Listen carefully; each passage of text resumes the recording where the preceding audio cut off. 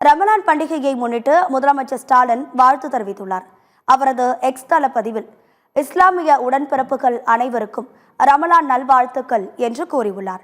கடந்த 5 ஆண்டு திராவிட மாடல் ஆட்சியில் இஸ்லாமியர்களுக்கு பல சிறப்பு திட்டங்களை நிறைவேற்றி உள்ளோம் என்றும், எல்லோருக்கும் எல்லாம் என்ற வழியில் நடைபோடும் திமுக அரசு அனைவரது பாதுகாப்பையும் உரிமைகளையும் உறுதி செய்துள்ளது என்று முதலமைச்சர் ஸ்டாலின் தெரிவித்துள்ளார். நோன்பை முடித்து புத்தாண்டை அணிந்து அன்பு அரவணைப்போடு பகிர்ந்து கொள்ளும் இஸ்லாமியர்களுக்கு ரமலான் வாழ்த்துக்களை முதலமைச்சர் தெரிவித்துள்ளார். அதிமுக பொதுச் செயலாளர் எடப்பாடி பழனிசாமி விடுத்துள்ள வாழ்த்து செய்தியில், இறை தூதர் நபிகள் நாயகத்தின் போதனைகளான ஈகை, கருணை, அன்பு, மனிதாபிமானம் ஆகியவற்றை தொடர்ந்து கடைபிடித்து உலகில் அமைதியும் சமாதானமும் தழைத்திட உறுதியேற்போம் என்றும் கூறியுள்ளார்.